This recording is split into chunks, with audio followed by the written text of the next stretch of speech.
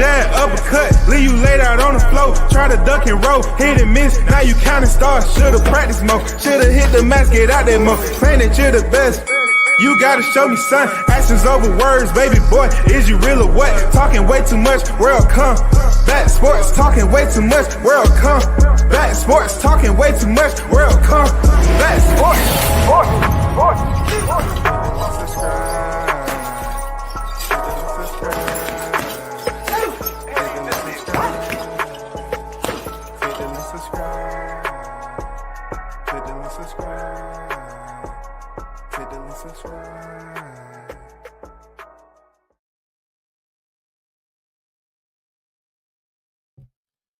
Yo, big shout out to the hottest chat in the MF and game. WCS back with another one. What's good? Hey, of course, we're going to get right down to it. A plethora of topics to get to. All right. And you know well as I do, I will bring it to you the best that I know how. And it's not always going to appease those. Right? Since I've sparked up conversation about Canelo Alvarez, we're going to get to him. We're going to get to the Crawford situation, right? But let's start off with the Teofimo Lopez situation, which is very, very, very important. Because Teofimo Lopez last year thought it would be cool for him, or it would be shock value for him to make the comments that he made about, let's see who gets to the banana first. Now, I'm not going to say that that's the reason why he's having such a difficult time trying to get another fight. And also hearing the news break that he versus Subriel Matias potentially would be on free TV. Now, when I heard this news, I said, well, if you can't depend on the idolatry of boxing for those angels to fly down and cast evil away from Teofimo Lopez, we're just going to let it happen naturally. And it seems like Top Rank being told, if you want the black fighters, keep them. And just the whirlwind of the back and forth of inconsistency when it came to positive value. You know what I'm saying? The positive value is that Teofimo Lopez didn't go in there and handle those fights so easily like he was supposed to. It's been quite an arrangement for Top Rank to build up Teofimo Lopez. It's funny there, Teo, how you are experiencing the uneasiness of trying to build your name. You have thought about and actually pursued clout chasing, and it still didn't work. I have in the past praised Teo for being a media connoisseur, a person that is able to speak his mind, manipulate the media, and good for TV. But can we say that times is changing? Is it the fact that people have grown tired of Teofimo Lopez antics? And also when it got to the tipping point, you know what I'm saying, of him making those racist comments, was it the fact that people was just exhausted from the same thing? Like you selected the clout chase fighters, black fighters, but yet you tend to make these comments that seemed insensitive and off the scale. It seemed like you was brokenhearted, so to speak, that you was lost. You really couldn't find your way in how to get the fans back on your side. You know, once upon a time, Teo, he was one of the ones that can hit the back flip. It wasn't off the top rope, of course, like Tank, but hit the back flip, the Fortnite dance, you know, entertain the people. They was looking forward to seeing him in the ring. But now he's struggling to make an M. If y'all can help me understand, how is that possible? How was Teofimo unable to build on versus Lomachenko? How and why did you go so horribly wrong? You beat a number 2 pound for pound guy. I mean, you by becoming a unified champion in 16 fights, and all of a sudden, there has been a spiritual reckoning with you. Somehow, you have been placed in an ominous type fog. You haven't been able to excel past that fight, the biggest fight of your career. It's almost like you peaked and then, they capped you out. It's almost like transparently you've been placed on the blacklist. And I don't want to use that blacklist because it has black in it. And I don't want people to believe that black is, a part of every negative stopping point or something that's an obstacle. But Teofimo Lopez has seemed to be placed in a room all by himself. He has tried and tried and tried knocking on them walls. He has clout chased the shit out of Crawford's name through insults. He has said what he said about Keyshawn Davis. He has just said what he said about Devin Haney. He has just been vocal, but yet he hasn't been able to build any type of Wall Street value to his name. Let's read this article by Boxing News 24. Teofimo Lopez seek top-ranked buyout, eyes free agency. Teofimo Lopez posted on X today, asking his promoters at Top Rank what's his buyout number so he can get out of the remainder of his contract. Why is this sudden burst of energy from Lopez asking his promoters for the buyout number? He could see the free agent Devin Haney fighting on BOK Prime on March 25th and likely making good money. Teo may want to get in on the act. So all of a sudden, people want to get in on the act of BOK Prime. I mean, from all the struggles that they had from that other infamous fight that people was criticizing Crawford, and they was up here, spreading all these rumors that BOK Prime didn't have the money to pay Crawford.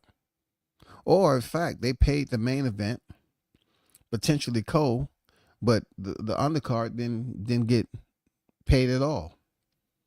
And that's against the Ali Act. But I'm just saying, Crawford tends to get that type of energy and attention. But when he fought David Avanesian, they were saying all those, he was putting all those rumors on the pinwheel. It goes on to say Teofimo's top rank exit. As a free agent, Lopez might get snatched up by Eddie Hearn's Matchroom, or he could choose to follow Haney's strategy of staying in that capacity. The WBO light welterweight champion, Teofimo, 21-1-1, 13 hosted KOs, seemed to believe that he'll get bigger fights once he leaves Top Rank. But it's questionable whether that will happen. Teo's loss to George Kambosos Jr.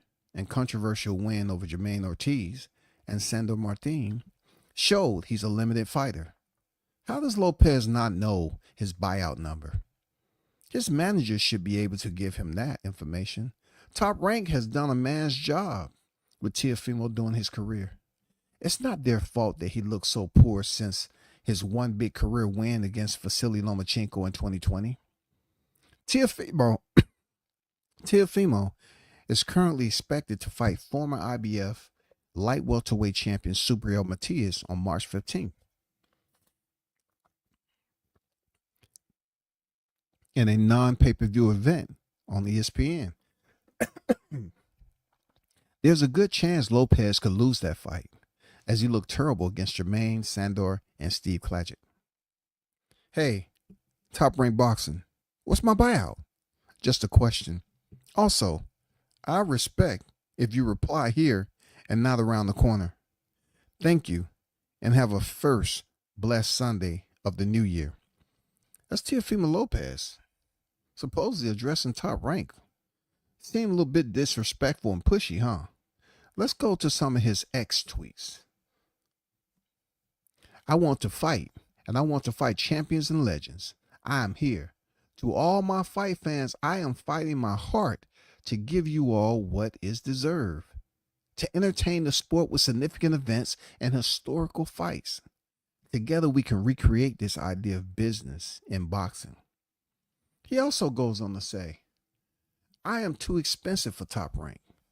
But the truth is that Todd DeBuff is the issue here. He hasn't liked me or my father since I started the takeover in 2018, and probably beforehand. Now, he is the chairman of Top Rank, so people do the math. By law, I have freedom of speech. So Teofimo Lopez is using his freedom of speech, y'all. He is using his freedom of speech. Imagine that. Teofimo Lopez as selected the opportune time where there's a change of guard in Top Rank. Now Todd DeBuff has taken over the helm. And let's say Todd DeBuff is feeling some type of way about T.O. That happens in boxing, huh? Right? What if Todd DeBuff liked Terrence Crawford more than he did Teofimo Lopez? More than he does Teofimo Lopez. What is that? What if that's the case? I mean, just trying to figure out the struggle of what could be going on for Teofimo Lopez in boxing. It is hilarious.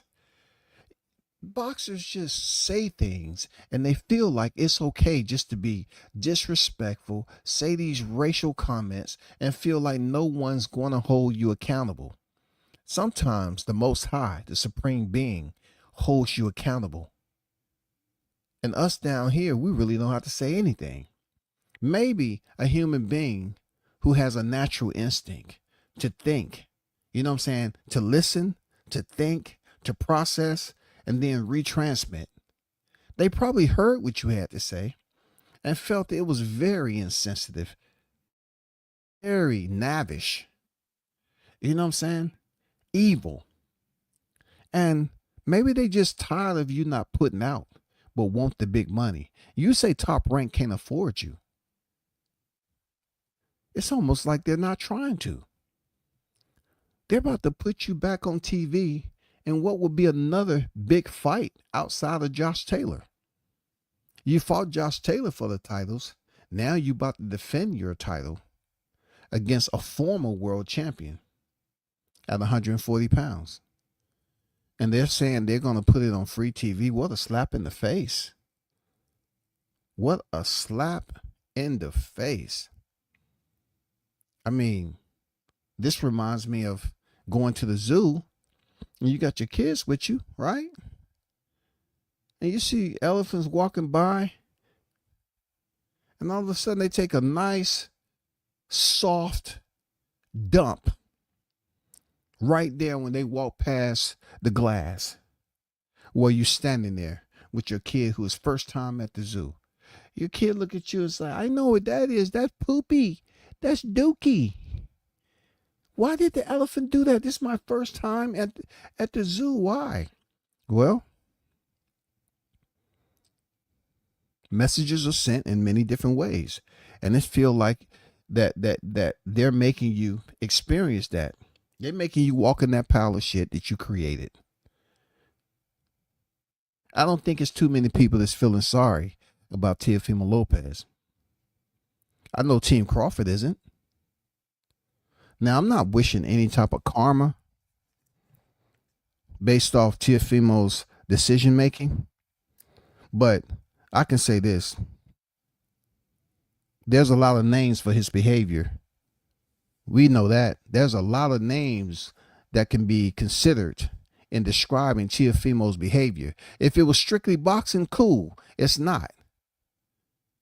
But how are you going to get past this?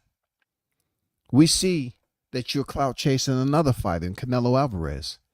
You have since took up refuge over there with Team Alvarez, Eddie Reynoso, and Canelo. And you're trying to basically hope they share some of their secrets with you on how to climb back to the top. You're hoping that you can ride off Canelo's wings.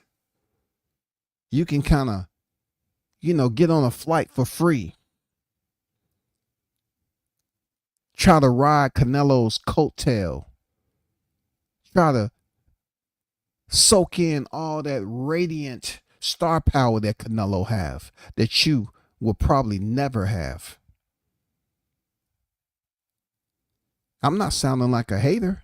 All I'm saying is, then when you sometimes, the spirits does show themselves, for people like Tio that just feels that he can say shit about anything, just derogatory shit. It's just off the wall. And there's no repercussion or consequences. You know what I'm saying? You think the banana comment didn't really offend nobody. And just think the ability that it may have offended someone that is non-black. Now you up here hoping and wishing that someone hears your cry for help. It's nobody shedding tears about the way you're feeling right now and your buyout. Why would you want the general public to know what your buyout is? Are you trying to tell us that Top Rank, flagship of boxing promotion, is not in communication with Team Lopez? Wasn't you the one making a video where you had your shirt off and you had the higher ups at the table of Top Rank? What happened with that rapport? I'm coming strangers in the midst. What happened to that rapport you had? Are you a stranger? Are you an outcast, a pariah? Or are you ostracized from Top Rank? Because you're talking ill about them. You're talking real ill about them now. I figure like this, T.O. All the negative criticism that you had about them being more concerned about black fighters, it's kind of confusing to certain people that you would be the one up here complaining about them and what your buyout is because you're trying to leave.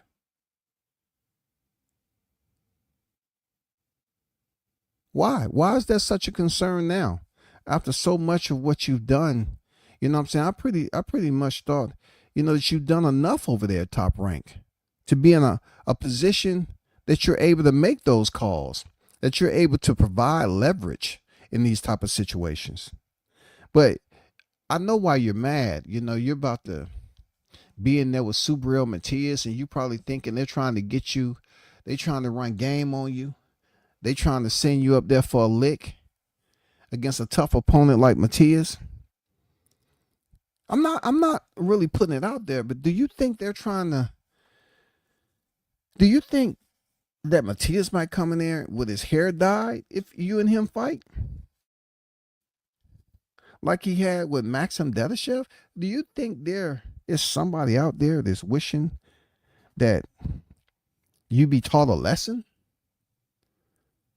Because I just don't get why you're not in control of your business side of things. I mean, the way you was talking and all this Crawford talk, how did you expect that to benefit your career? How were you trying to get the first class ticket off the wings of Crawford? Like, what was the manifesto? Did somebody tell you that's the route you should take? Because it just seems like you're freaking struggling right now. I ain't going to take too much time with T.O. I'm not. I just had to put this up here because it's beneficial to the boxing fans to understand that there's still accountability that needs to be had. Yes, you just can't go up here and just be reckless with your words. Just be so racial and sensitive. Just making up derogatory comments about people that absolutely did nothing to you, and you don't care anything about it, yo. It's almost like your thought process is being flawed by a prosthetic brain. It's almost like you have artificial equipment that's faltering, that's failing you up top above your shoulders. Is that it? The neurotransmitters are not firing off correctly. The wattage is low. Something is going on with Teofimo Lopez. Because how could you derail yourself so quickly, bro? I mean, people was up there not giving you opportunity to beat Vasily Lomachenko, but you did. I was going for you. I was rooting for Teofimo. But me happen to be a black man. I start to feel some type of way, when you always use black history. You know what I'm saying? Um, some of our activists back in the day, you always look to try to act like you're educating us with something that Rosa Parks said, Dr. Martin Luther King. And we're like, where's this coming from?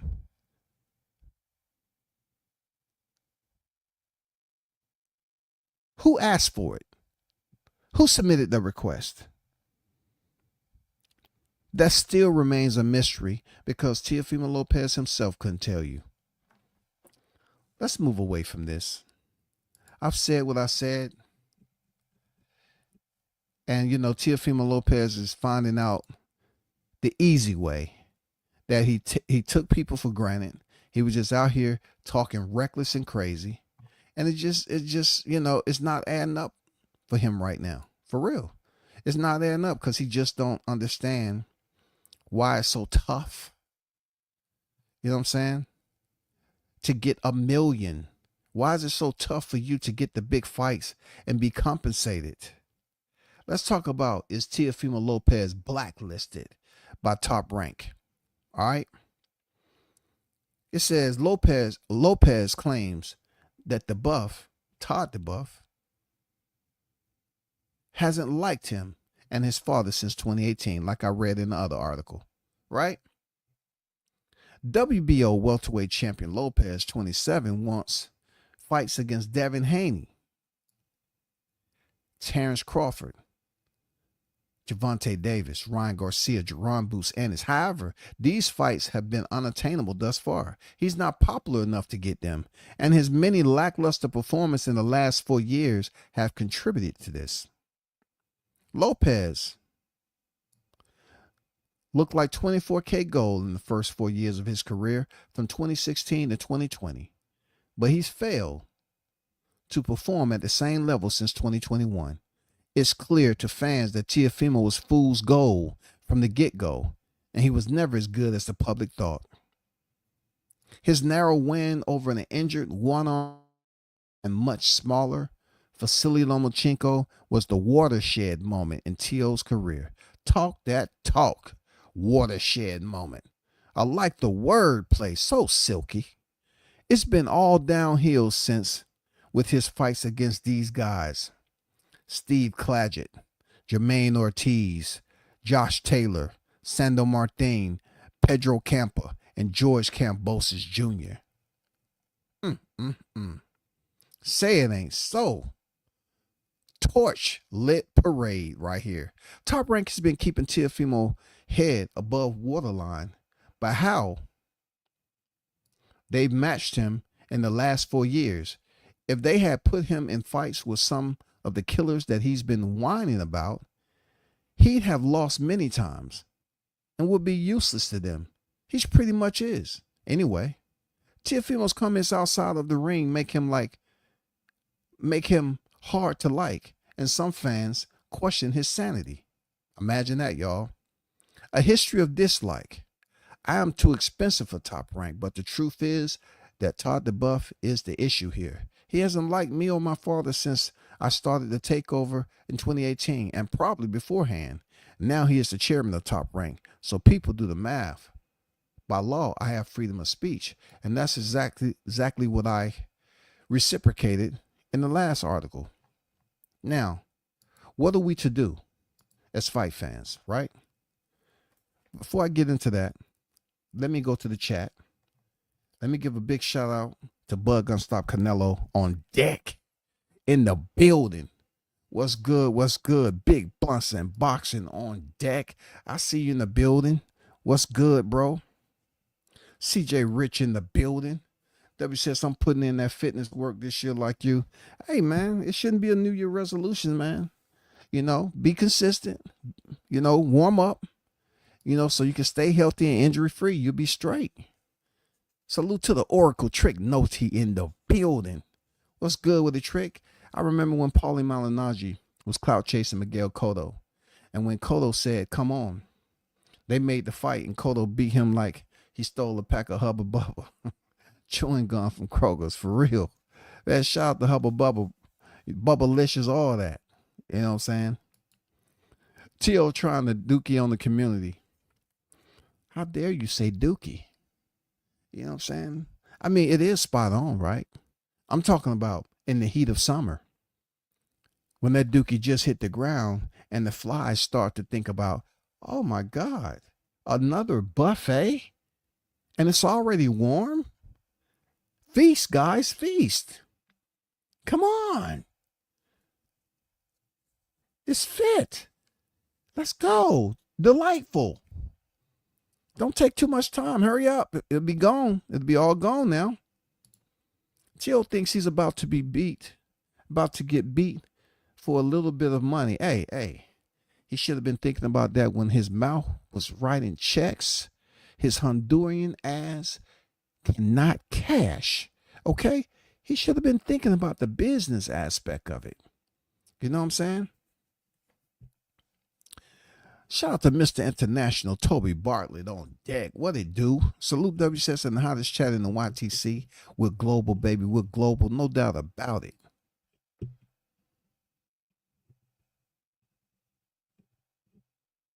Hey, shout out to the strays, man.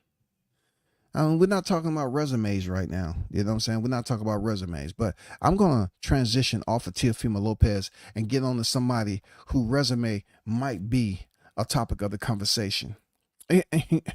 You know what I'm saying? I don't want to take, once again, too much time, but I just want to get him out the way. Jaron Ennis is a fighter who I have spoken on previously. And in 2025, even though we're on the 6th day of the year in the open quarter, why haven't nobody been mentioning his name? Can somebody tell me why?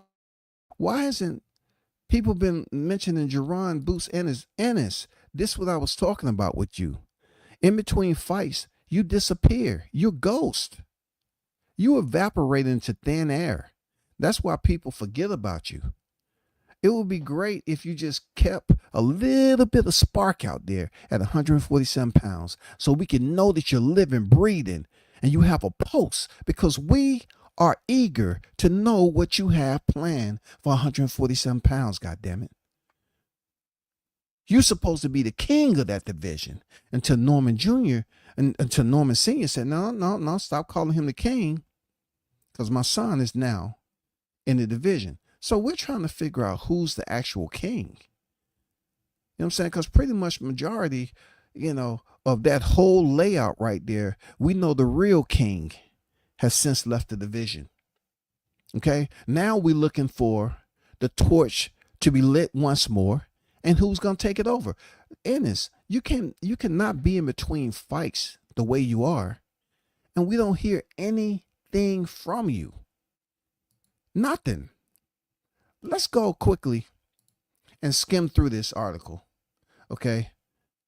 See, I'm talking about Ennis, but I don't hear too many people, talking about Ennis, in between fights off his last of Korean. Is he going to go to 54, stay at 147? Okay. So this article on Boxing News 24, boosts Ennis to 154, ? Time for a new challenge. Unbeaten IBF World Welterweight Champion Jaron Ennis wants to stay at welterweight to unify the titles. The only problem is that 3 other organizational champions are unwilling to unify by fighting him. Do y'all see that? Is that relevant? Does that have any validity to it, that they're unwilling to fight him? It kind of makes you think like, wow, I miss Crawford and Spence. You know what I'm saying? I at least the attention was, something that was forecasted to happen. We just didn't know what day it was, but we know it was going to go down sooner or later. With this, it just sparks up, and then the wind blows it out, and then it tries to spark up a little bit, and then all you see is smoke, and then it just go quiet. We don't know what the hell is going on. We seen all the freaking flyers go out for Matchroom signing, but we haven't seen the showtime. Not the network.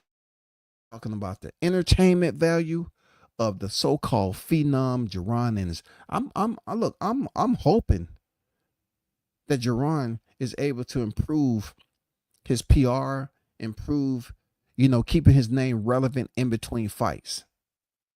It says coming off a not impressive win, though without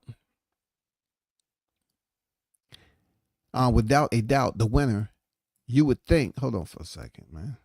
You would think one of the champs would be willing now. And his promoter, Eddie Hearn of Matchroom Boxing, is possibly the busiest promoter in the world. It has been rumored offered super welterweight Virgil Ortiz 22-0, 21 knockouts, stoppages of the fight. We were never offered this, said Bozy Ennis. Ortiz is scheduled for February 22nd to meet Israel Madrimov, 10-1-1 with 7 stoppages. Who's coming off from a loss to Terence Crawford.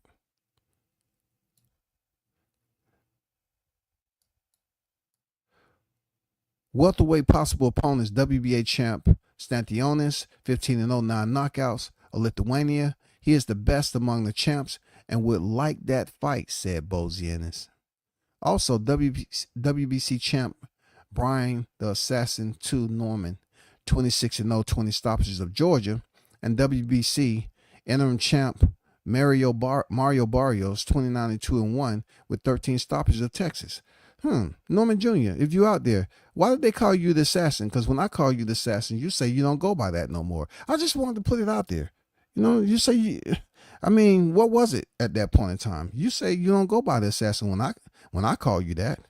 Was it a point you was trying to make? Because they just call you the assassin. I'm just trying to see if you're going to, redirect that traffic and say, hey, I don't go by that. I'm my daddy's son. That what you told me? Number 3 IBF welterweight, number 1 and 2 vacant, Jin Sasaki, 18-1-1 with 17 stoppages of Japan, is scheduled January 24th to defend his WBO Asia Pacific and Oriental and Pacific Boxing Federation title against Shoki Sakaya, 29-14-3 with 50. If Ennis moves up in weight, he could face super welter WBO champ Sebastian, the Towering Inferno, 21-1 with 13 stoppages of California. He is an inside fighter, though his height is 6'5", and that is why he got beat, said Bozy Ennis.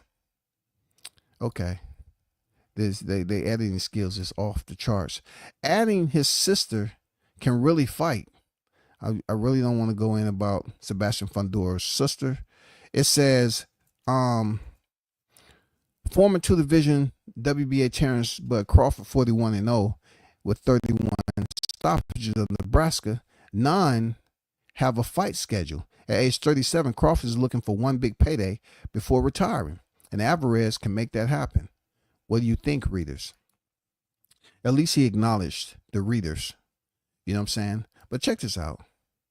All I'm saying for Jaron Ennis, I would definitely like him to basically provide his brand, his name with much more ISO. Turn up the ISO, my brother. You know what I'm saying? Turn up the ISO. Slow down the shutter speed. And turn up the ISO so, you can get way more exposure than what's going on, because in between fights, nobody knows or have any idea what's in your head, what's going on. Go back to the moment where you just received the IBF title. Go back to talking a little chit chatter. Let me explain something to you. You are in a boxing footprint that is known in the sport of boxing. They have a reputation. Right now, if you was carrying Philly on your back, you're doing a poor job of it. You have to bring back that dynamite. You have to bring back the fireworks, everything to light up that Philly boxing footprint. Their boots. I just want to ask you this question though. How long are you going to sit on what they said in the article about it's no conversation about you fighting any of the other three champions up there? How long are you going to just sit there and you come up here and you fight somebody outside of a Norman Jr., a Stantionis, or Barrios? Why aren't we hearing your next fight is a unification bout? We already was disappointed with Corinne, so now we definitely don't want to remediate the same disappointment that we had in 2024. Man, look, I'm not trying to go over here and not compliment you, big dog, because you are a very, very talented fighter. But man, we don't want you to come in here and fight somebody at 147 that we don't give a damn about watching. We don't give a damn. You can't fight T.O. I mean, somebody, anybody, scream. I mean, you can't get nothing, bro. I mean, can anybody put a plan together? Like the A-Team, I love when a plan come together on Mr. T. I mean, can anybody put a plan together for Ennis and get him in the mix? I'm talking about a good mix, too. I'm talking about, can somebody whip him up something that will make the boxing fans salivate to see Ennis come back to the ring? It's not even whispers going on right now by Ennis. I see those individuals. You know what I'm saying? I see people speaking of managerial positions in their titles, but somehow just can't come up with the criteria to get one of the premier fighters over there in Philly back in the squared circle. That's where it becomes quite frustrating for me as a journalist, semi-retired, but it becomes a bit frustrating. It's not palpable to the boxing fans not to hear anything from Jaron Ennis coming out of Philly. You know what I'm saying? Shout out to Wild Some Sports. He does the best he possibly can by putting out the media that he disseminates out to. Shout out to him. With that said, anybody, can they provide me with GPS coordinates on Ennis's next fight? Because look, he is one of those fighters that's not coming off an injury. He was healthy. You know, he did the interview. And, you know, it's always like, hey, fans are going to say what fans got to say, right? But he knows deep down inside that there's a lot of fans out here that's not satisfied with him fighting Korean a second time. So let's go somewhere right quick. Let's go to the textbook. Let me take you here. All right. Let's go for a little stroll. Let's frolic in the park of media convo. All right. Let me share this right quick. Via social media. Okay. This right here, people. For you scholars that's in the chat, this is the welterweight division. As you see, Jaron Ennis is the IBF right here. IBF welterweight world champion. Why do the IBF always do this, bro? I mean, you have Jen Sasaki who's about to step in there with somebody else. Conor Ben, who's been saying he wants freaking Mario Barrios and whoever else. And then it gets a little bit dense, shallow. We're talking about the kiddie pool of competition right here. We have Lewis Crocker, Patty Donovan, Alexis Rocha. Nicholas Flass would be a good one. You know what I'm saying? What about Nicholas Flass? That would be a good, technically sound matchup. I think Conor Ben can bring some bang bang. You know what I'm saying? Pop a couple of caps, let his hands fly. with Ennis. It's some names over there that can spark it up, yo. Even Sasaki, bro. We're waiting. I'm not saying that Ennis is not fighting any of these, but as you see down here, just look at these. It gets really, really thin. And just to think, 47-pound division, boy, when you was talking about the Keith Thurmans, Danny Garcia's, the Errol Spence, the Terrence Crawfords, Sean Porters. Ooh, ooh, ooh, ooh. Jesus. Manny Pacquiao. What?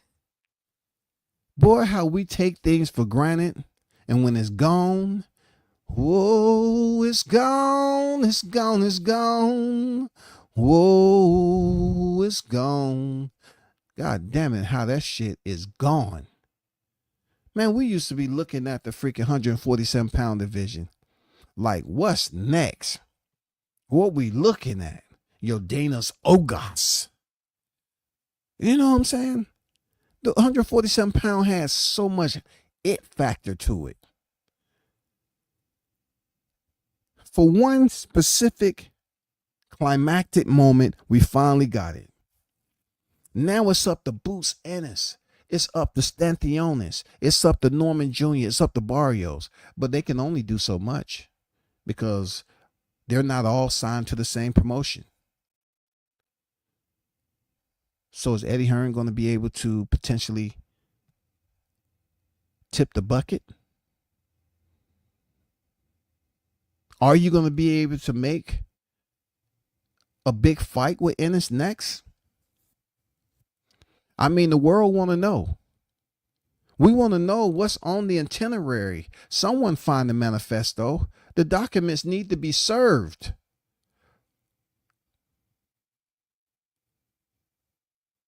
These documents need to be served. When can we see Jaron Ennis back in the square? We're anxious to see his next performance. Please, please, please don't come with anything crazy. Let me ask you this, there, Ennis. Based off what you see in the top 10 of the sanctioning bodies in your division, all right? Do you feel like there's enough reputable competition out here to build up? I'm talking about outside of the champions. Do you believe it's enough names out here to keep the fans satisfied apart from criticism? Or if you don't feel like 1 through 10 is enough, when are you planning on moving away from this division? You're still in your 20s, bro. You still youthful.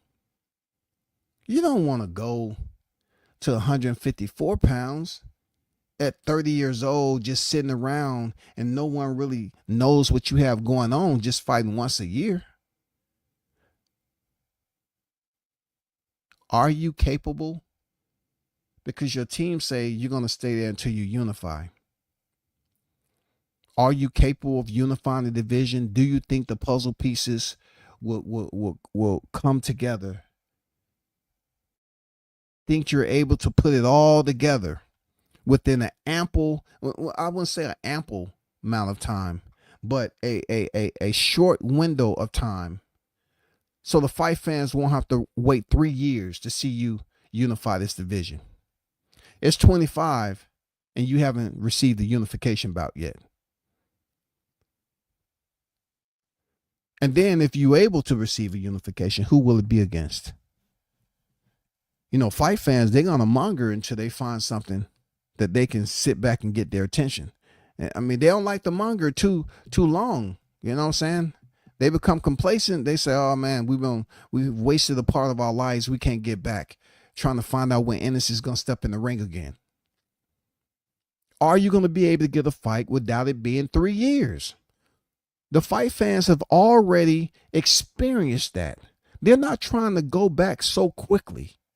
We was pending 5 freaking years for one fight, and it was so freaking easy.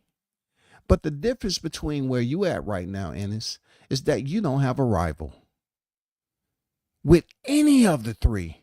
Yeah, you and Norman Jr. was going back and forth in negotiations. It sounded very well. I like the conductor. I like how every back and forth, but ultimately, it's all we heard is, oh, we sent them, they reject them.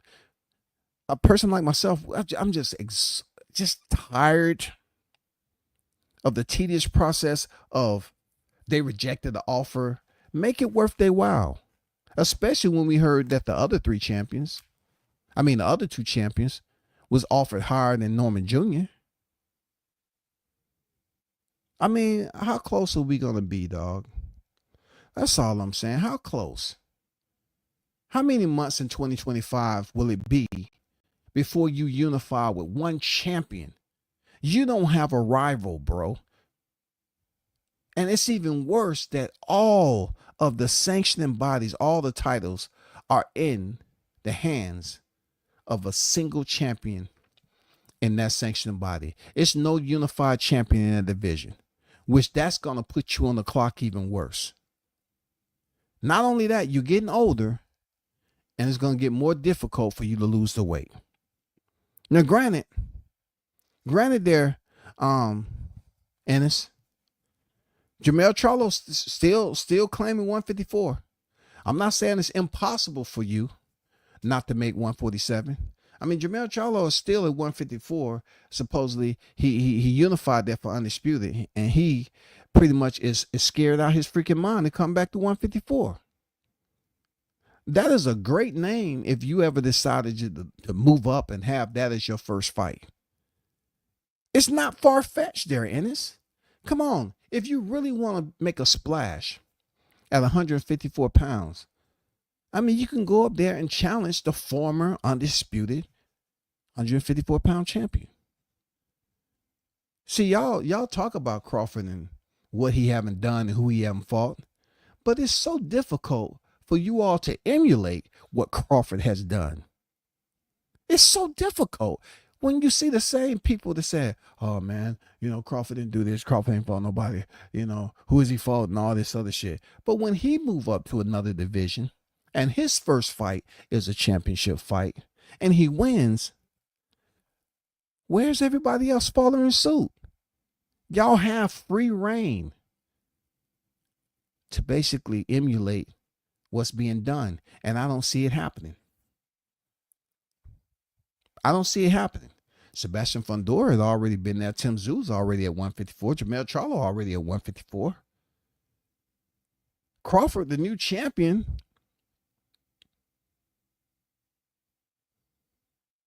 all I'm saying, my brother, is that take deep consideration on how long you plan on residing at 147, being that you're getting older and you have a big frame already as far as your physical composition, and hopefully you can continue to make weight accordingly.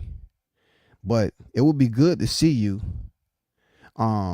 splitting the ropes and fighting a name that people can look at it as a 50-50 fight when it come to you.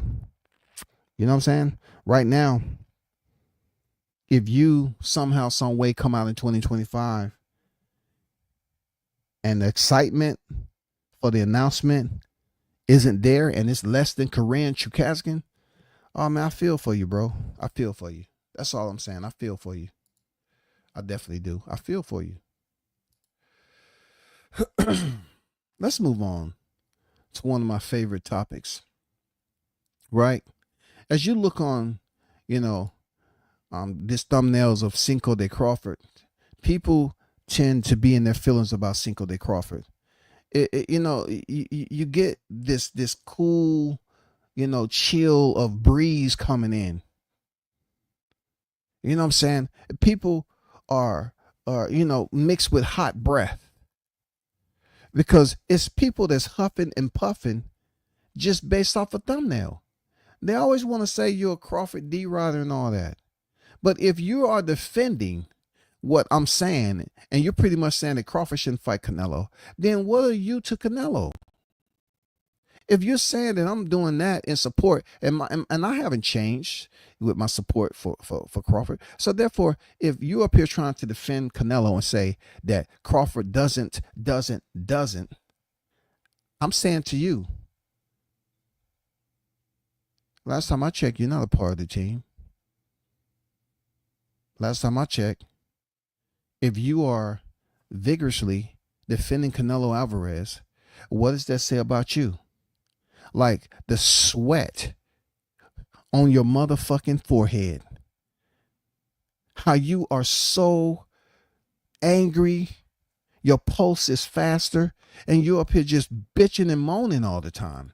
See, this gets a little crazy for me because if you look at the pound for pound list, majority of them have Crawford in the top 3.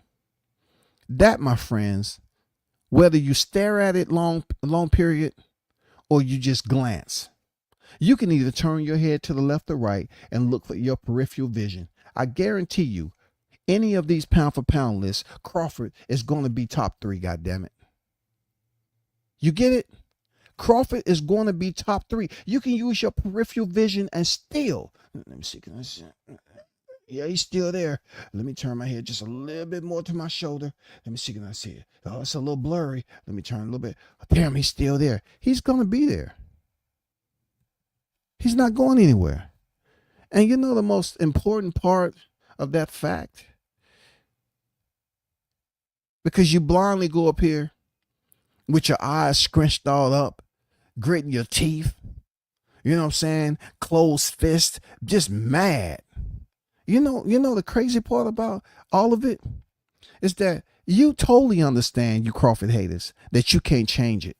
You totally understand the shit. You can't change it. So you try to act like it never happened. And if you give him any credit for it happening, you try to act like it's a conspiracy. You try to throw Spence in that car as if Crawford had something to do with it. Like Crawford was the first fight back. Crawford wasn't his first fight back. I mean, I saw y'all in here cheering about Danny Garcia and Yordenis Ugas. But when you look at every pound for pound list, you can't erase the shit. Respectfully. You can't erase it. Now, this is what I don't understand. There's a lot of people out here that call themselves, Canelo supporters, but really is blended with Errol Spence Outcast. See, I get it. They have all these storylines as to why Crawford shouldn't face Canelo. But you hear these idiots up here praising Canelo for doing the exact same movements, shifts, advancing, attempting to excel in his career, just like Canelo did. Imagine that, y'all. Imagine Rocky Fielding being in the ring with Canelo Alvarez with a Reggie belt. Imagine that. Why did he move up to 168 pounds and his first opponent was Rocky Fielding? Was anybody looking for Rocky Fielding, or y'all gonna tell me that Rocky was a champion, so stop hating? Well, it was a fella, talking the other day that Canelo has used the smaller guy when he moves up to the division. He's daring to be great. He's fighting these bigger guys. How can you not appreciate that? And then I say, hold up.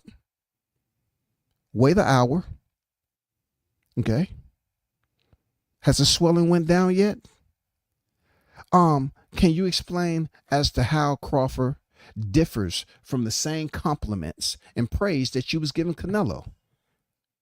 I don't want to use the race card, but goddamn. It's almost like sticking their hand into fresh hot tar from a construction site that was on the road. They're laying fresh tar on it, and you go over there and dip your hand in there. That's how racist it is. Something. It has to do something about that damn something.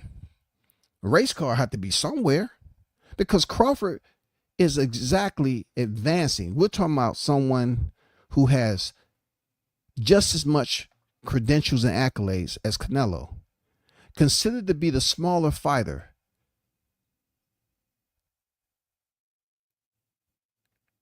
Calling out a fighter 2 divisions higher. But yet you have individuals who are really showing how mentally fragmented they are, all from July 29th. You have Canelo fans now being contaminated by Spence Outcasts, and they're up here saying this dumb shit as if, oh man, I proudly speak of Canelo. I always love Canelo. So let me get this straight. It's okay for you to support Canelo, but it's not okay for us to help you understand that Crawford is doing the exact same shifts and moves. He fought Daniel Jacobs and then moved up to 175 to face Sergey Kovalev. If they're not one or two divisions, to hear idiots say that Crawford has no belt at 6'8", no shit. When have you seen fighters move up to a division higher than where they're campaigning and they already have a belt there? Even Canelo didn't do that. When he moved up to 60, did he have a belt at 60? When he moved up to 68, did he have a belt? When he moved to 75, did he have a belt at that division? So why all of a sudden y'all dumbass keep on talking about Crawford doesn't have a belt? And for that and that alone, Canelo has nothing to gain off an undefeated 41-0, pound for pound king.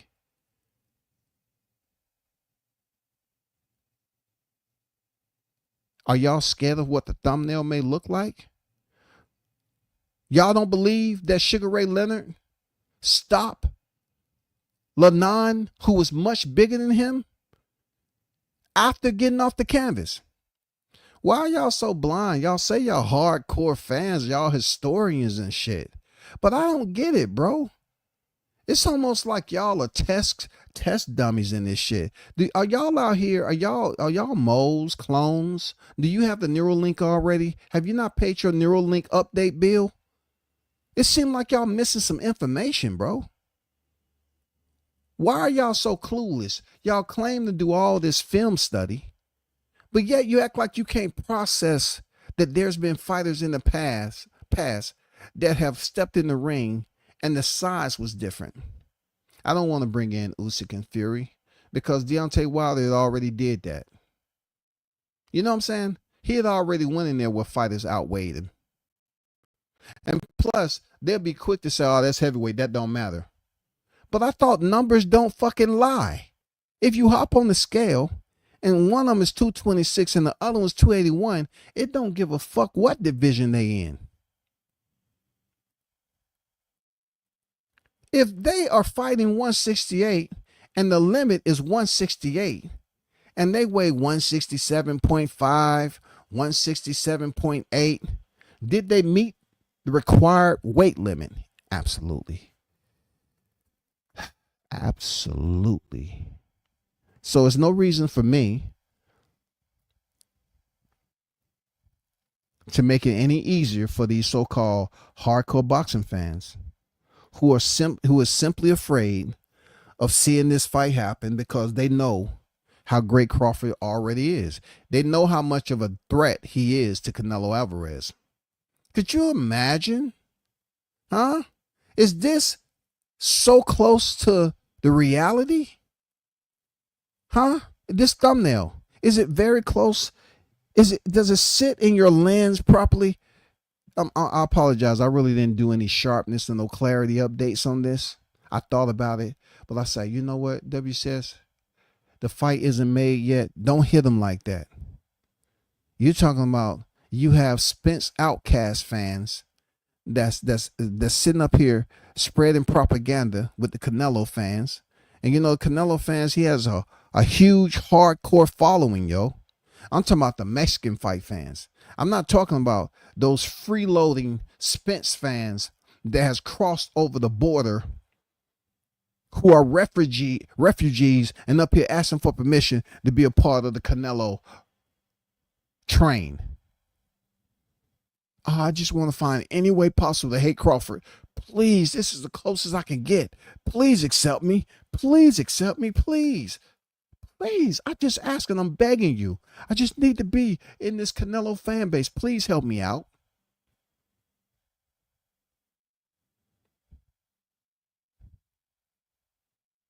I mean, I'm not asking you all to say that's exactly going to, I'm not trying to prognosticate a conclusion like this. All I'm saying is, I want you to just imagine that Crawford is who he say he is. And you all need to stop making up all this jelly, just mushy, sticky jelly bullshit. You know what I'm saying? When you make jelly out of fecal matter, it's still shit. Just because you mix it around and it takes all the snot bubbles from y'all motherfuckers crying, the piss and everything, you mix it up real good and put it in a bottle and try to say, this is sea moss right here. Yeah, that's the best. Now, it's a little funky. It's that different type of sea moss. When you take this on the spoon, it's going to hit you different. It's going to detox your ass. You're going to take a shit. Oh, yeah, you are. That's the different sea moss we dealing with. Real talk. That's what these fans are out here trying to spoon feed anyone who would listen. They acting like Crawford don't have a fucking chance against Canelo. But yet, if he doesn't have a chance, why don't you just stay on topic and explain to the people why you believe he don't have a chance? Don't go highlighting all of Canelo's resume as if we don't already know the shit.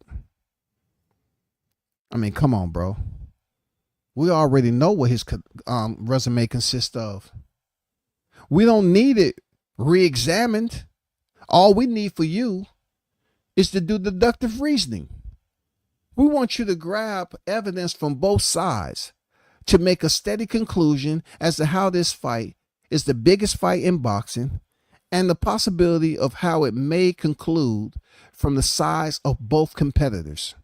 That's all. That's all I want you to do. I don't need any herd bidding. I don't need the sheep. I want sound-minded individuals who's willing to process information correctly. Be patient. Yes, that's all. I want you to be patient. I want you to understand that Terrence Bud Crawford has been singled out, has become the targeted presidents of hatred within the boxing community, especially on the YouTube Central. Individuals have attempted to be extremely antagonistic, running smear campaigns on Crawford's name, which has nothing to do with him continuing to win. So therefore, this is why I continue to put out Cinco de Crawford. It really just don't have something to do with them fighting in May. It has a lot to do with why Canelo doesn't want to accept the challenge. Can someone explain why he doesn't want to accept the challenge? For real. Shout out to the News by Shaw News in the building. What's good with it? Salute to your Team Tucker official on deck. What's good? 147-pound champions are boring. They have no motion. I'm trying to speak up something. You know what I'm saying? I'm trying to speak it up. I'm trying to, kind of corrupt their boredom a little bit. That's what I'm trying to do. I'm trying to corrupt their boredom. There's a lot of boredom that's going on. We just seen Barrios get beat the fuck up. He's probably home with his kid, his wife, his he's a newlywed, and stuff like that. But Stanthionis, he's set to go into the ring. Brian Norman, whenever he gets back in the ring this year, it's not too much going on. For real. It's not too much going on, bro. It's extremely underperforming right now when it comes to attention.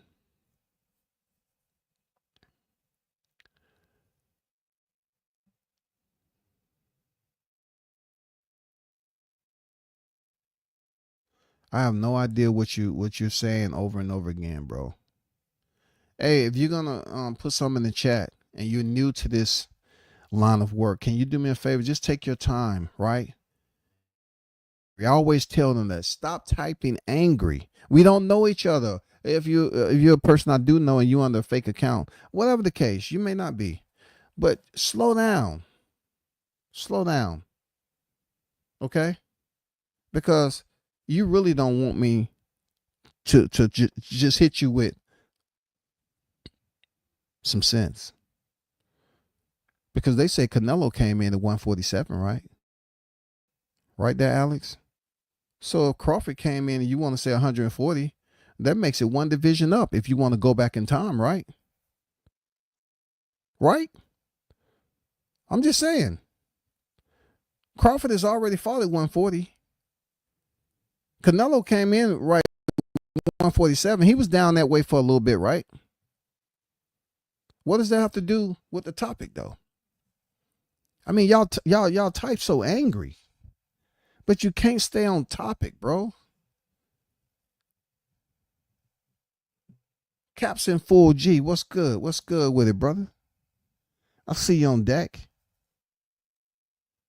I'm just trying to get to it. Like, I know there's gonna be the same haters, and the only way Mexican boxing fan is even in the chat is because I unblocked him because he was over here acting like he don't know shit about boxing previously.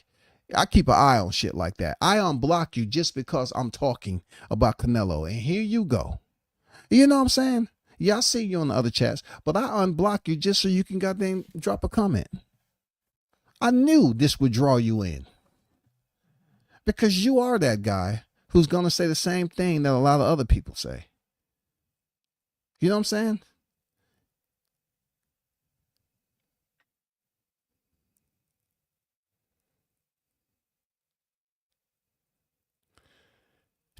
You talking about Virgil's going to stop my dream off. Stop it, bro. And you know how people be up here talking about, man, put some on it. No, I'm not putting anything on that. I still have open payments out there from the Errol Spence thrashing that people didn't pay up. So they just want to get on here and talk that talk, bro. It's baffling that you all go ahead and say the same thing. I want to hear something different. I want to hear something different about this fight. When Canelo fought Danny Jacobs, he moved up and fought Sergey Kovalev, who was around the same age as Crawford. Tell me what is different when Canelo went up and fought Sergey Kovalev than Terrence Crawford calling out Canelo Alvarez. Why is Canelo, right? Why is Canelo bringing size into this when he's supposed to be this ultimate fighter? He moved up to 175. Didn't he come in at 147? He moved all the way up to 175. And people talk about how he was a smaller fighter in there at 175. How when he fought Bivol was much bigger. That's why he had so much success. So once again, they have to pick size on whether they want to be intelligent about it. You know what I'm saying? Fair. Or they just want to show the world how biased they can talk without identifying all the factors that make sense. Identifying all the factors. They'll sit up here and give all this spread on Canelo. How small he is going in there against bigger fighters. But Crawford is going in there and he's supposed to be the smaller fighter. But no, that's not the same. That's not the same. It's not good because we want to put out the black card on this one. It has unlimited discrimination points on it. I mean, the credit limit on this shit is crazy. Canelo can move all the way up to 75 and it's all good. But Crawford just want to go to 68. He ain't trying to go to 75. And they try to put David Benavidez, who's already at 75. No, David Benavidez, wasn't he ducked by Canelo? Wasn't he ducked by Canelo? Somebody explain that. Wasn't he ducked by Canelo? Why didn't Canelo fight someone that was in his own division? Because he was too big. He popped for coke. You know, he dropped his title, this, that, and the other. Bro, the smoke and mirrors is incredible. I commend Canelo for fooling y'all and being able to take your money. I don't get in the man's pockets. It would be great if you all manned up and say, yes, it's nothing different on what Crawford is doing. He's challenging himself, daring to be greater. People will say that Canelo is a Hall of Famer, so is Crawford. Canelo's on the pound for pound list, so is Crawford. Canelo has 4 divisions, so does Crawford. So does Crawford. Canelo unified it, so did Crawford. Cinco de Crawford. What has he done that Crawford can't be compared to? Both of them have a resume. Both of them, I think Canelo has more controversy on his resume when it comes to the fights they're unwilling to talk about. And we all know what that fight is. That's when the fan base gets crazy. What happened to Floyd Mayweather? Floyd Mayweather was a smaller fighter. They thought the big, angry, cinnamon head freaking Canelo was going to go in there and beat Floyd Mayweather. And then when it didn't happen, what did they say?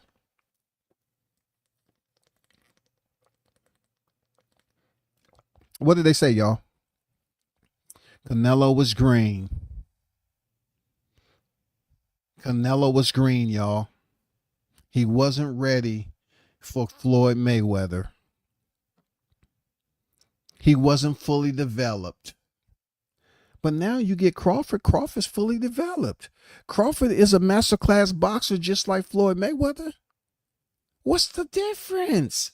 Do you think Canelo has PTSD, their fans? Huh?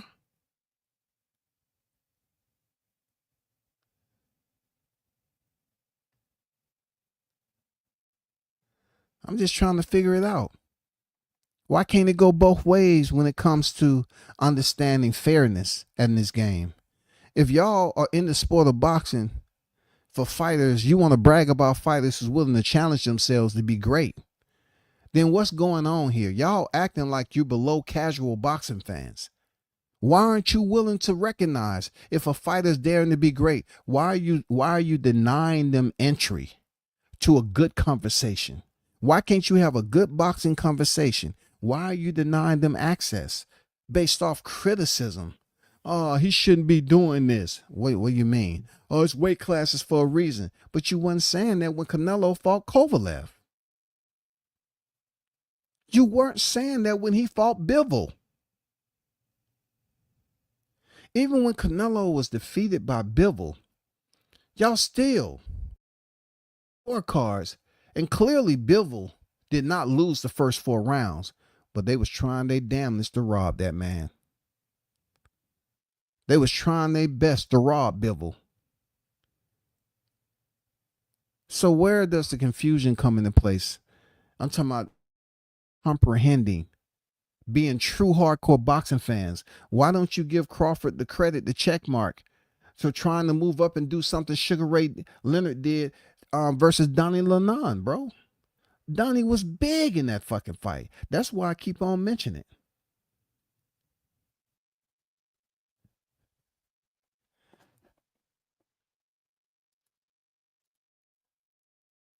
Let me show you something right quick. Let me show you, because information is out here for your accessibility. Shout out to the hottest chat in the MF and game. I appreciate y'all.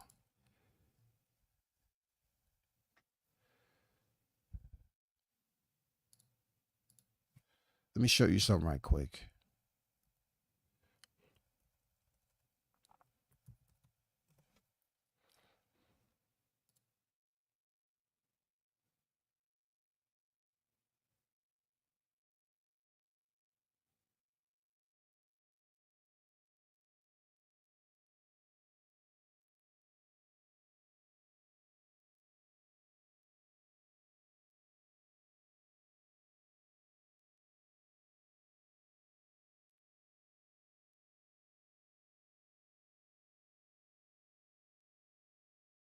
I'm gonna bring this up right quick, man.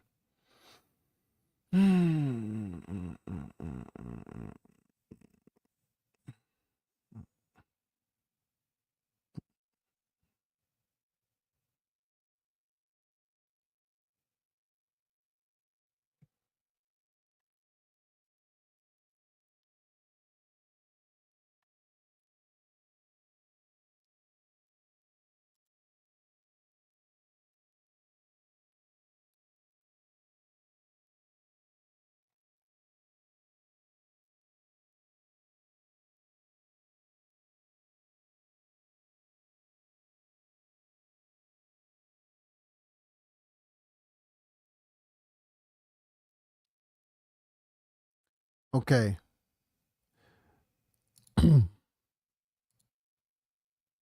Check this out.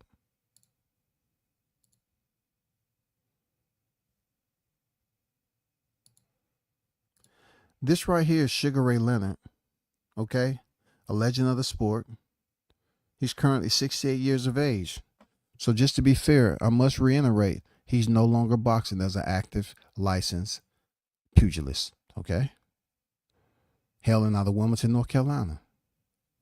If you look right here in his statistics, welterweight, light middleweight, middleweight, super middleweight, light heavyweight.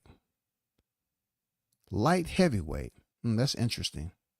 Light heavyweight. And you go down here, you might want to just take a little stroll with his professional career. It's quite amazing, Sugar Ray Leonard. You know, him being able to advance the way he did in his career, leaving the sport, taking some time off, and then returning. Unbelievable career.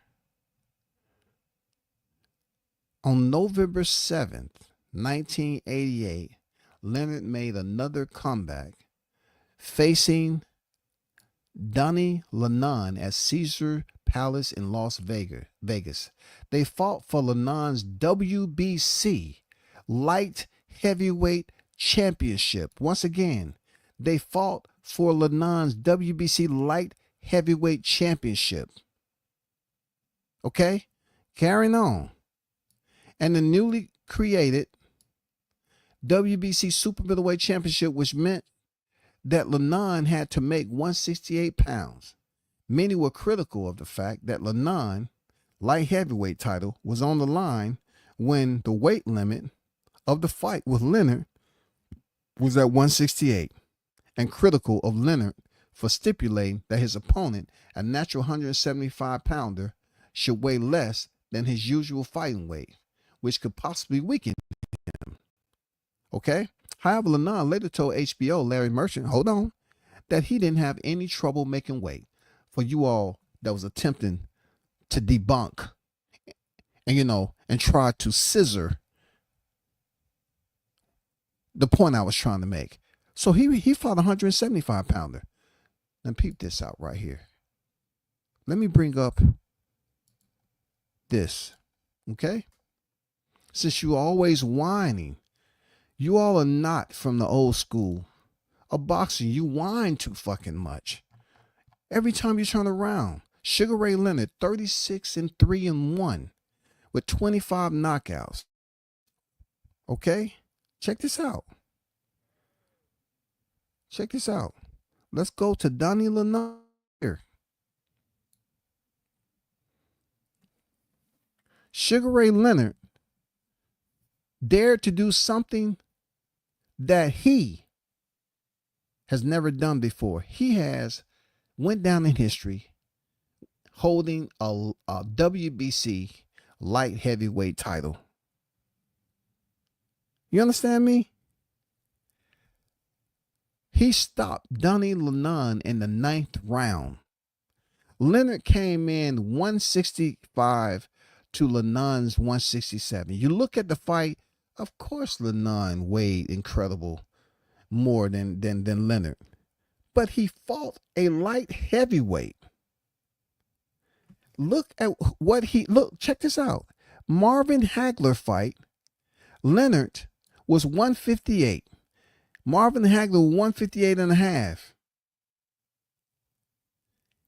He had over a year off from Hagler, a tough fight where he won a split decision, to come back for an even tougher fight where he was dropped in the 4th round. Over a year and a half later to fight a light heavyweight champion in Donnie Lennon. So you tell me, why is it so difficult for you all to accept modern day challenges? Huh? What's wrong with boxers out here excelling? What's wrong? The information is there for your viewing pleasure. Why do you all keep on notating that Crawford is doing something as if it's illegal? You acting like The man is trying to come in here and fight Canelo Alvarez with one freaking arm, a missing pinky toe. What's wrong with you all? Y'all acting like y'all never seen the old school vets, the OGs, the triple OGs go in here and entertain these challenges. I like bringing that up because Sugar Ray never fought at 175, but he did fight a champion who is the current reigning 175-pound champion. Sugar Ray, just like I have brought it up, many other people have brought up and celebrated and praised him for that feat of facing the heavier, bigger fighter in Lenon who had power. And for the people who said, oh, he weight drained him, Don Lenon said he had no problem making weight. Clearly, if you watch the fight, Lenon was the bigger fighter in there. So why do y'all continue in this modern era? I think it has something to do with the social media softness. Y'all have these freaking too much time on your hands where you don't even watch the clock no more. You just focus on going on social media talking shit. You claim that you all about the sport and you can bring up history of certain fights that you want the public to be aware of, but somehow you want to continue to hate on Crawford as if he's doing something that no other fighter has ever done. Okay, I'll take that back. He was the first in the four-belt era, yeah, to become undisputed in 2 divisions. So if he was willing to go after this challenge after already being undisputed with Julius Ndongo, what's wrong with him going for another challenge? Didn't his 2 undisputed require him to physically be in the ring, y'all? It demanded that he physically be in the ring to fight those opponents. So when he fought Julius Ndongo, he was able to unify for undisputed. When he fought Errol Spence Jr., he was able to unify for undisputed. The first one in the four-belt era, in the men's side, that was able to come undisputed in 2 weight divisions, right? So he's been all about challenging himself. Just look at championship fights he had. Just look at how many Olympians that he's fought. Look how long he's been on the pound-for-pound list. And you want to bring your distorted views to the YouTube Central that's already polluted with casual fanfare? Individuals that's here to just gossip, just want to be a part of an argument, who would rather just denigrate someone instead of just keeping it on the sport of boxing. How can you sit up here and blame Crawford want to fight Canelo when Canelo is on the pound-for-pound list too? This is his colleague. This is one of the top tier fighters of this era, along with Crawford. But you're saying Crawford, he doesn't have your good, he's not in your good graces. He doesn't have your permission to challenge himself. That tells me that you're pretty much frightful, just like Canelo. I think, y'all look at Canelo's exterior and you look at what he's been able to accomplish. And when somebody say he's apprehensive about fighting Crawford, you automatically say, no, you bullshitting.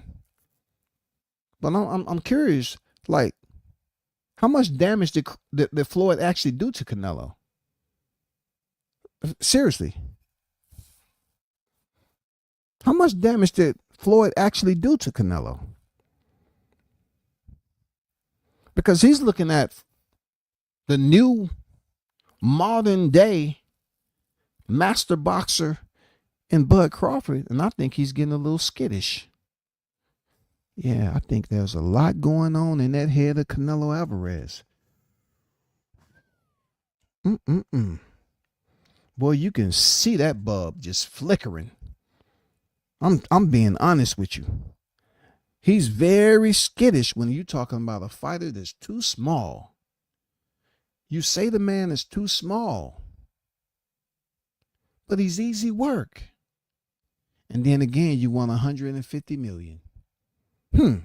This is the same person that said that Crawford needs to fight Teofimo Lopez, huh? Yeah, Floyd fucked him up.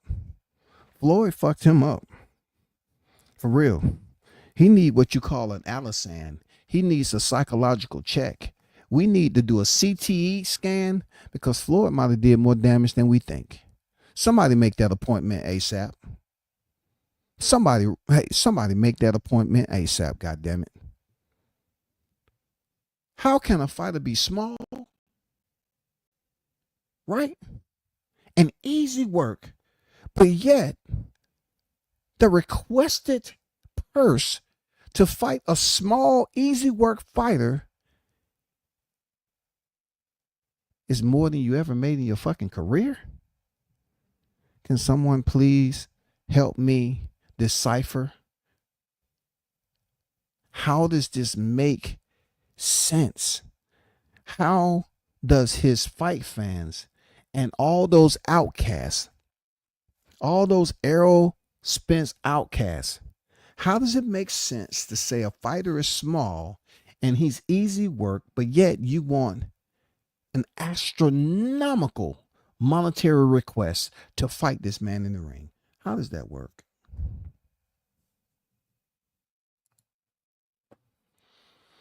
Arnold Brown on deck. What's good, Mike? According to WBO president Virgil Duck Crawford twice. See, Virgil, one thing I like about Virgil, at least Virgil was calling out the bigger names and his team told him to slow down.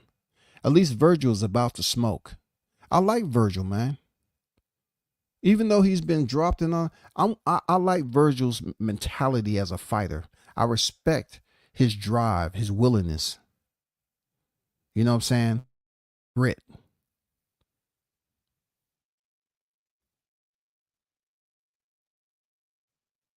Virgil has that growl to him when he's fighting. He's willing to get right back, right there in the pocket and bang it out. It may not be the smartest. It may not be the smartest, but he's entertaining to me. Sometimes you say, no, don't stand. You stand there too long. You in the pocket too long. That's how he get off, bro. He said when Teofimo wants to fight Crawford, he's daring to be great. When Crawford wants to fight Canelo, he's begging for a payday. You know what? It's really straight facts like that. Shout out to Andrew Charles on deck. It's straight facts. It's straight facts. You don't have to agree with everything I say just because Crawford's a topic. Those of you that believe that's the case. But all I'm saying is we're grown adults, and a lot of us has been covering the sport of boxing the length of time that we can say we're not new to this, right? I mean, a lot of you all are still, like my boy Coach K say, neophytes. You're a neophyte when it comes to boxing. That is a novice. You are a tyro at the end of the day. But I'm not here to go there. All I'm saying is when it comes to competitiveness, period, you have a lot of basketball, football fans, soccer fans, cricket. You know what I'm saying? Tennis. You have an understanding of what it means to be competitive. Why do you choose to have selective amnesia when it comes to the sport of boxing, all because Crawford's not your favorite fighter? How can you brag so much about what Canelo has did? But just like Alex says, when a small fighter like Teo challenges Crawford, who's at 154, he's daring to be great. But when it comes to Crawford, it's a payday. And just to think, these are the same people that will laugh if Crawford ever returned back to the sport when he's long retired. If he returns back to the sport, people are going to remember all the money that Crawford made and say, look at him. Wasn't he the one having that mansion built? Wasn't he the one trying this? Isn't boxing a business? So once again, you praise Canelo for getting these huge over-the-top paydays, but you act like no other fighter in the name of Terrence Bud Crawford has the right to fight for wages. He has the right to compete for wages. Per the Ali Act, A fighter's not going to fight for free. Then you look at it, well, I'm not fighting for free, but I'm not fighting for $1 neither. Because my resume and my accolades I've built up to a certain point where, yes, my appraising value is higher. Being on the pound for pound list for as long as Crawford, you just can't say that he doesn't rate to fight Canelo Alvarez and it's just for a payday. But guess what? If that's your champion, your king, your God, your savior, your Lord, why aren't you freaking advocating for Canelo to fight the little guy? Y'all act like it's going to, like Crawford is going for Canelo's. Floyd has that. Yeah. Floyd has that. I didn't want to bring that up, but Floyd has that. Oh, you know what I'm saying? I know that hurts bringing up that, but Floyd Mayweather has Canelo's. Oh, now I don't know where he has it. I don't know if he had to take it to the pawn shop and get a little extra money because his workers was protesting out there. I don't know. Don't know. But that 44 fight. That 44 fight. When Floyd stepped in there with Canelo Alvarez, he has that in the vault. Floyd, in that 44 fight that Canelo had with Floyd, Mayweather has that in the vault. It's not like Terrence Crawford is trying to take Canelo's O. Just imagine if Canelo had an O, y'all.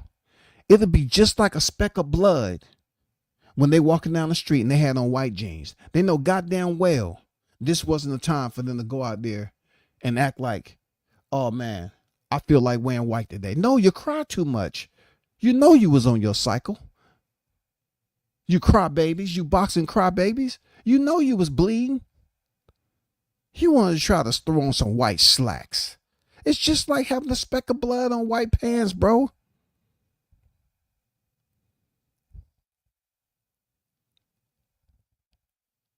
Canelo don't have the O no more. Can you imagine if he was undefeated?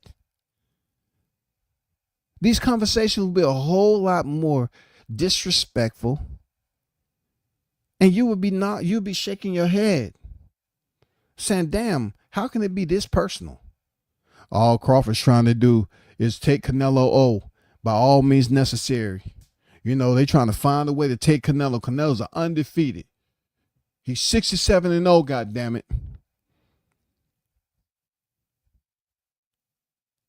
I'm just saying, Canelo has already lost twice.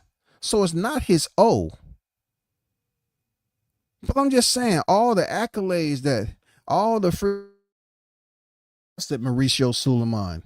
Let me also brief you all on this, right? Let me brief y'all on something that maybe y'all can help me answer. Why didn't Canelo ever fight, all these names at 154, like Demetrius Andrade, the Charlo brothers was at 154 at one point in time. Were they there the same time that Canelo was there? I'm just curious why he didn't do more at 154. I was talking to my colleague today, Trick Noti, and we was discussing like, why didn't he make that arrangement to do more at 154? And then when he got the 154 line of departure, yes, we can give him credit for fighting Triple G. Okay? We can give him credit for fighting Triple G. But I have this question. Why did he never fight Jamal Charlo? Why did he relieve his WBC title to become the first, y'all. I'm talking about a belt that was only there to assist Canelo Alvarez. Vasil Lomachenko got some benefit from it too. But the first one, if he's this star pupil, he's in the constellation of boxing stars, the legends. Why did Canelo petition for the franchise belt? Can y'all tell me that? Why did Canelo petition for the franchise belt? Why? Why did he have to do that? Why he just didn't face Marcelo at the time? Why? Can somebody tell me that? Why did Canelo Alvarez petition for the franchise belt? Mauricio Suleiman has made it perfectly clear that Canelo petitioned for the franchise belt when the franchise belt wasn't even in existence. It wasn't even in rotation at that point in time. But Mauricio Suleiman assisted with the handoff to Canelo Alvarez to provide a belt that it benefits you not to face your mandatories. Why would Canelo do something like that with all his fans complaining about Crawford? Crawford has never petitioned for a franchise belt.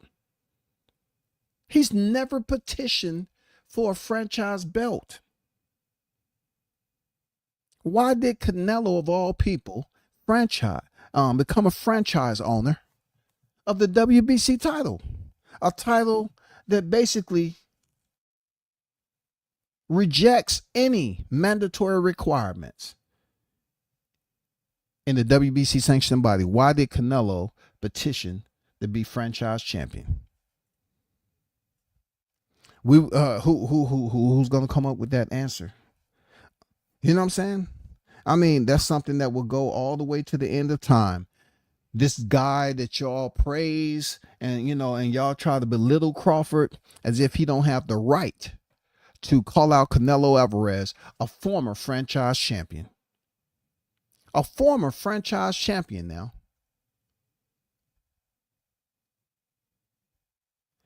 At least Terrence Crawford fought a pound-for-pound fighter in his undisputed run at 147. But when Canelo fought at 168, he was on the pound-for-pound list. Was it Callum Smith, Billy Joe Saunders, Caleb Plant? Who was on the pound-for-pound list? I just want to know, was anyone on the pound-for-pound list? Was any of those names a 50-50 fight? Did anybody believe that Callum Smith was average to greater, equal to greater of Canelo Alvarez?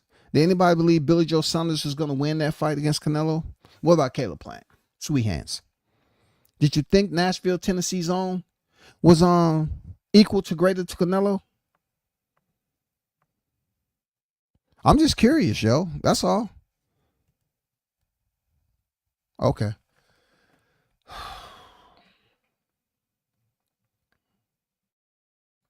I just wanted to put that out there.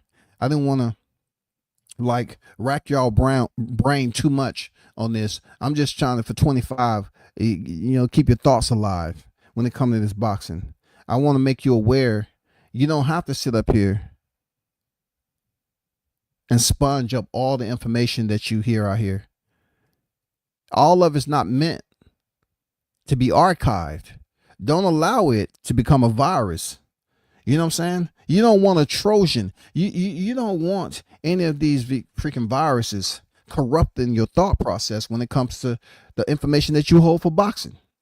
You don't want no viruses. You don't want to, be up here and have all these glitches and shit from listening to being contaminated by this false information that's out there. You know well as I do that Crawford is doing nothing wrong by calling out Canelo. If there's been one, that's all we need.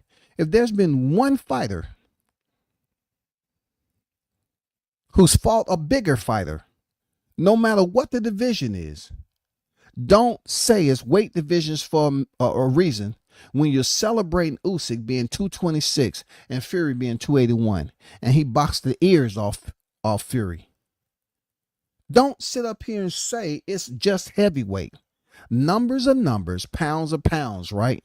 So therefore, we already know what it is.